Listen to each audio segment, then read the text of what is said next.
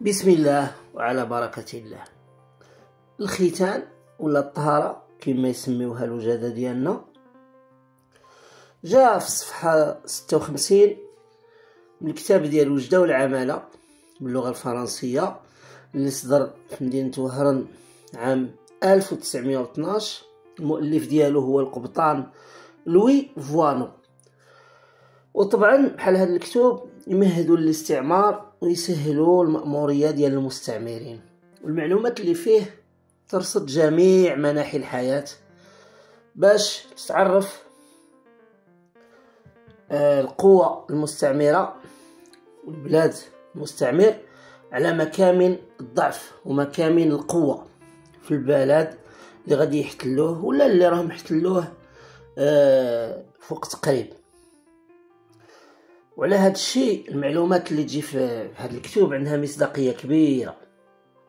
كما قلت صفحة 56 من هذا الكتاب ديال لوي فوانو، وهذه الطبعة أصلية ديال 1912. يقول لوي فوانو في موضوع ديال الطهارة أو الختان: يطهر الأطفال ما بين 2 و6 سنين. في الليلة اللي تسبق نهار الطهارة الأب يدير وليمة يعرض فيها العائلة والأصدقاء، ويكون الرقص الشطيح ويتكلم حتى البارود. والغد ليه يجي الحجام اللي يستعمل المقص وما يدير لا فاصمة لا ضمادة لا والو، يكتفي بغمسيل جرحي بخليط ديال أبيض البيض ومادة يسميوها الزرقطول.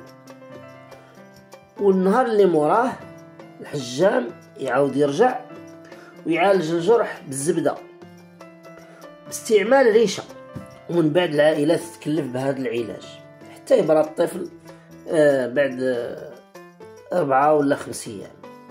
ومن يكون الأب ديال الطفل من الأعيان ديال مدينة وجدة يطهروا معاه ولاد الفقراء، وطبعا هذاك الأب هو اللي يتكلف بالمصاريف ديال الطهارة ديال دوك الوليدات.